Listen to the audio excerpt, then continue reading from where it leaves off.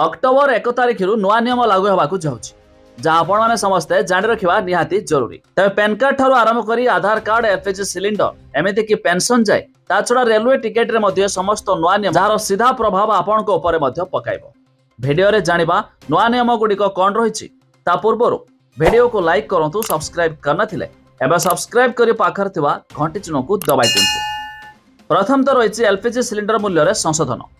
October एक उत्सव मास तेणु लोक मैंने एलपीजी सिलिंडर मूल्य ह्रास आशा करुछंती। पूर्व मास गुड़िक कंपानी गुड़िक 19 किलोग्राम एलपीजी सिलिंडर मूल्य ह्रास करिसेंती। हेले एथर 14 किलोग्राम सिलिंडर मूल्य ह्रास पाई। दुई रे हेउछि टिकेट नियम। टिकेट जालीजाती रोकिया पाई रेलबाई टिकेट बुकिंग नियम रे परिवर्तन करिछि।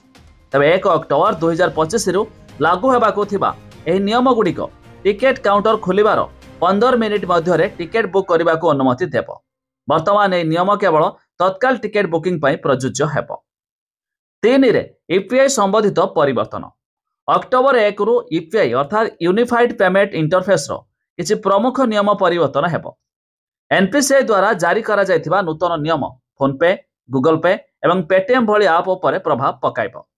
सबुठारु गुरुत्वपूर्ण परिवर्तन हेउछि P2P कारबार वैशिष्ट्य को हटाइब। यह पदक्षेप व्यवहारकारी सुरक्षा वृद्धि करने और ऑनलाइन ठकई को रोकवा निया जायछि।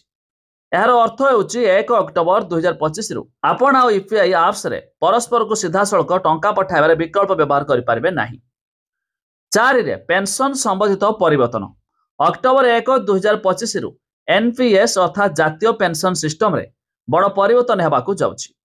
एबे अण सरकारी ग्राहक माने सेमानकर संपूर्ण पेंशन परिमाण 100% इक्विटी संबंधित योजना रे निवेश करि पारिबे। पूर्वरु एही सीमा केवल 75% थिला। एहा सहित घरे क्षेत्रर कर्मचारी को मध्य प्राण खोलिया पाई एक फी देबाकू पड़िबो।